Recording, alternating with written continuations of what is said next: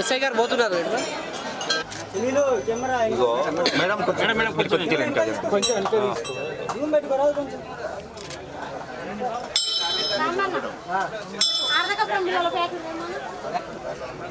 కొద్దిగా సైడ్కి ఉన్నాను మేడం కొద్దిగా సైడ్కి ఉన్నాను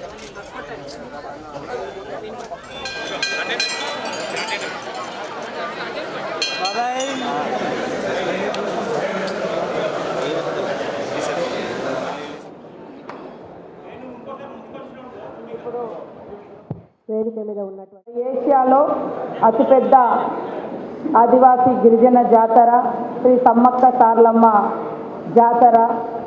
ఈ జాతరను విజయవంతం చేయడం కోసం నువ్వు కట్టి తిరుగుతుంది విజయవంతం చేయడం కోసం రాష్ట్ర ముఖ్యమంత్రి గారు మరి గౌరవనీయులు శ్రీ యనుమల రేవంత్ రెడ్డి గారు, అదేవిధంగా డిప్యూటీ సీఎం గారు బట్టి విక్రమార్క గారు, మరి ఎండోమెంట్ మినిస్టర్ గారు శ్రీమతి సురేఖక్క గారు, మేము వారికి విన్నవించగానే గవర్నమెంట్ వచ్చిన 10 రోజులలోనే 75 కోట్లను ఈ యొక్క జాతర కోసం వచ్చేటువంటి భక్తుల అవసరాల నిమిత్తం, సౌకర్యాల నిమిత్తము మరి ప్రకటించడం జరిగింది. అవన్నింటిని కూడా చకాచక పనులు చేసే విధంగా సాధ్యమైనంత వరకు టెండర్ల ద్వారా లేదా స్థానిక అధికారులు, ప్రజాప్రతినిధులు వారందరి యొక్క సమన్వయంతో కంప్లీట్ చేస్తూ ఉన్నాము. గతంలో మీకు తెలుసు మరి పెద్ద ఎత్తున వరదలు వచ్చినాయి. ఆ వరదల వర్క్స్ కూడా కొన్ని పెండింగ్ ఉండడంతో ముఖ్యంగా జాతర ప్రాంగణం కూడా మొత్తం మునిగిపోయింది. మరి ఈ ప్రాంతం అంతా కూడా ఫ్లడ్లో ఎఫెక్ట్ అవ్వడంతో ఆ యొక్క నష్టం నుంచి కోలుకోవడానికి కూడా మరికొంత డబ్బు అవసరం ఉంటే వాటిని కూడా ముఖ్యమంత్రి గారి దృష్టికి, డిప్యూటీ సీఎం గారి దృష్టికి తీసుకెళ్ళి మరొక 30 కోట్ల వరకు కూడా వారు ఇవ్వడానికి అంగీకరించడం జరిగింది. తప్పకుండా ఎక్కడ స్పష్టమైనటువంటి పనులు అవసరం పడతాయో వాటికి వినియోగించడం జరుగుతుందని కూడా ఈ సందర్భంగా తెలియజేస్తూ ఉన్నాం. ఈ యొక్క జాతర విజయవంతానికి పూజారులు, భక్తులు, ప్రజాప్రతినిధులు, పత్రికా, మీడియా, ముఖ్యంగా అధికార యంత్రాంగం అంతా కూడా మనస్ఫూర్తిగా సహకరించి ఎలాంటి భిన్నాభిప్రాయాలు లేకుండా భక్తుల యొక్క సౌకర్యమే ప్రథమ లక్ష్యంగా పనిచేయడానికి ప్రతి ఒక్కరు కూడా సహకరించాలని మనస్ఫూర్తిగా మేము కోరుకుంటా ఉన్నాం.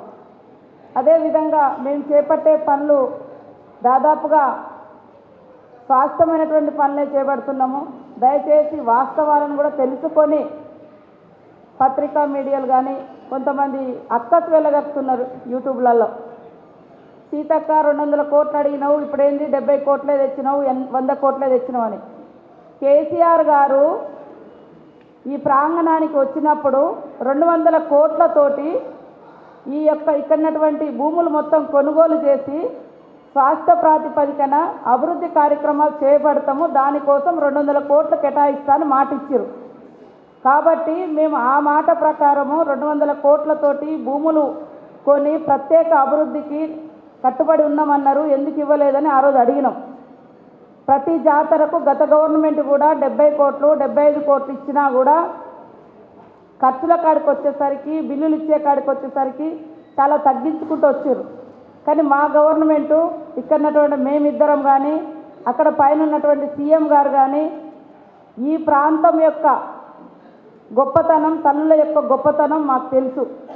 మేము అంకితాభావంతో మనసు పెట్టి భక్తులకు ఏ కష్టం రాకుండా పని చేయాలన్నటువంటి కృతనిశ్చయంతో ఉన్నాం. ఎందుకంటే గవర్నమెంట్ వచ్చి తక్కువ కాలంలో జాతర మాకున్నది 60 రోజులే. ఆ రోజు మనకు ఫండ్ రిలీజ్ చేసేటప్పటికి గవర్నమెంట్ వచ్చిన తర్వాత మాకు 60 రోజుల టైమే. కాబట్టి ఇప్పటి వరకు ఉన్నటువంటి అధికారులు ఇచ్చినటువంటి అంచనాలు, అవసరాలను గుర్తుపెట్టుకొని ఆ రోజు వెంటనే 75 కోట్లను రిలీజ్ చేశారు. మళ్ళీ ఇంకా కావాలంటే 30 కోట్ల అంచనాలను కూడా వారికి అందించినాం. కాబట్టి ఇవాళ కొంతమంది మాట్లాడే మాటలు ఎట్లున్నాయంటే మేము ఏ సందర్భంలో ఎందుకు మాట్లాడినాం అనేది కూడా కాకుండా ఇవాళ అవాకులు చవాకులు వేలుస్తున్నారు. మేము ప్రతి పనిని స్వాస్థ్య ప్రాతిపదికనే నిర్వహించాలని, ప్రతి వర్క్ కూడా పర్మనెంట్గా నాణ్యతతో ఇక్కడ ఎవరం కూడా రాజీ పడలేదు, పడం కూడా. అధికారులకు కూడా ఒకటే చెప్పినాము, ఇప్పుడు కూడా చెప్తున్నాం. అధికారులు, క్షేత్రస్థాయి అధికారులు కానీ, జిల్లా స్థాయి అధికారులు కానీ, రాష్ట్ర స్థాయి అధికారులు కానీ నాణ్యతా ప్రమాణాలు పాటించండి, నిబద్ధతతో పని చేయండి. నిబద్ధతతో పని చేస్తే ప్రమోషన్స్ వస్తాయి, గౌరవం ఉంటుంది, గుర్తింపు ఉంటుంది. అవినీతికి పాల్పడితే మరి ఇళ్లలో పోవాల్సి వస్తుందనే చెప్పినాం.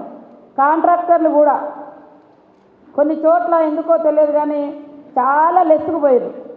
ఆ లెస్సుకుపోయినటువంటి అమౌంట్ కూడా మేము వెంటనే గ్యాదర్ చేసి అవన్నీ కలిపి మళ్ళీ ఇంకొక కాడ పని చేస్తున్నాం. కాబట్టి మేము లెస్ చేసినాం కదా, మేము తక్కువ నాణ్యత పాటిస్తామంటే ఉండదు.